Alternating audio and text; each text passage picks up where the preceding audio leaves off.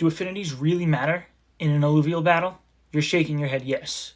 But not all affinities are built the same way. I bet you didn't know this. Hi, my name is Najaf. I'm a time traveler, and I've been to Illuvium. I'm here to prepare all of you for this magical world. Your journey will be starting soon, so pay attention. You won't want to miss any of this. This is a full chart of all the affinities and their matchups. If you want to see the formula I came up with to figure this out, then check out my last video. I'll have a link in the description below. So let's take a look. We have 4 groups of affinities. So as you can see here, I separated the affinities into 4 different groups. These groups are what I'm calling the basic group, the core group, the all-around group, and the advanced group. So the basic group is your base affinities: water, earth, fire, nature, air. At this point, I don't see a lot of alluvial trainers using this. I don't see any big advantage to having them in your squad. So I'm going to move on to the other 3. Your core group is your basic group doubled up.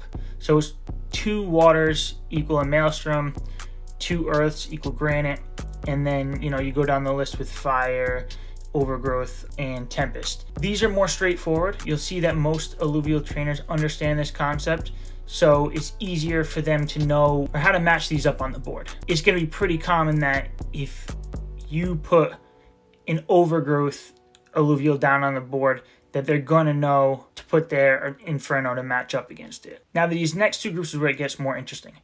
So we have your all-around group, which are going to be these 5 right here.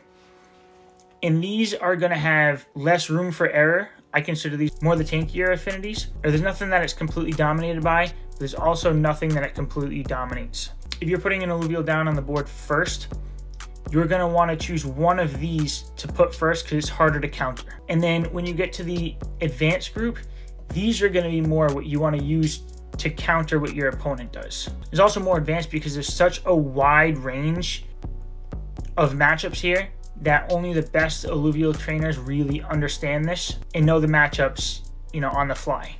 All right, so let's look at an example here. Let's say you enter a battle and you go first. You're going to want to throw down an alluvial from this all-around section. So you throw down steam. Your opponent knows that steam is weak to their maelstrom. So you see steam over here is weak to their maelstrom. So they counter it with the maelstrom. But now you look at your advanced section and you see that your spore dominates a maelstrom. So to counter that, you take your spore and you put it right here. So now you're protecting your steam and you're completely dominating the maelstrom.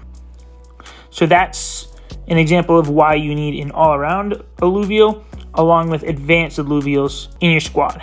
So let's look at another example where your opponent goes first. So let's say your opponent throws down an overgrowth. There are a few affinities that dominate in overgrowth. So you can see overgrowth here, here, and here. So you could choose to throw down, a granite,